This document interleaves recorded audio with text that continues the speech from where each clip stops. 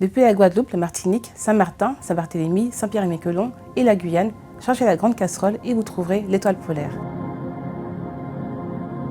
Pour la constellation de la Grande Ourse, vous allez chercher les 7 étoiles formant cette fameuse casserole. Pour observer la forme de l'ours, il vous faudra être dans une zone suffisamment sombre pour les voir, car nettement moins lumineuse que les étoiles formant la casserole.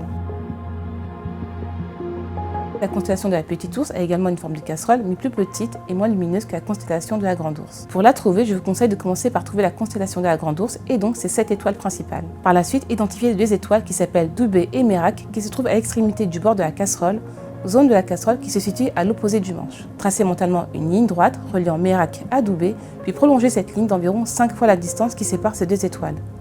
Cette ligne vous mènera directement à une étoile très brillante, l'étoile polaire, qui marque l'extrémité du manche de la Petite Ourse. Une fois Polaris trouvé, vous pouvez repérer la forme de la petite casserole de la Petite Ourse, dont les autres étoiles sont plus discrètes et moins lumineuses.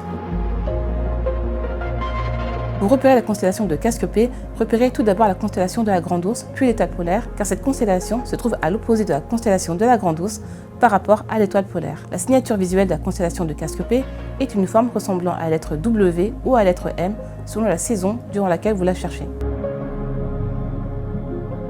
La constellation du Dragon se trouve entre les constellations de la Petite Ourse et de la Grande Ourse. Partez de la Grande Casserole et à proximité de l'alignement entre Mérac et Doubé, vous aurez l'extrémité de la constellation du Dragon.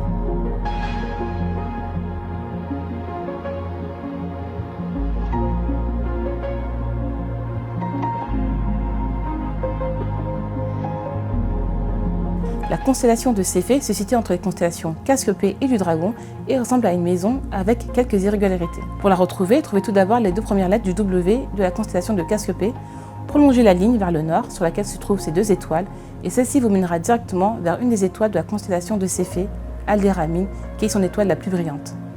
Et finalement, à partir d'Aldéramine, vous allez chercher à reconstruire cette maison imparfaite avec ses 5 points, soit ces 5 étoiles qui constituent la caractéristique visuelle de la constellation de Céphée. J'espère que ces connaissances vous accompagneront dans vos nuits d'observation, éveilleront votre curiosité et nourriront votre émerveillement face à l'immensité céleste qui s'offre à vous.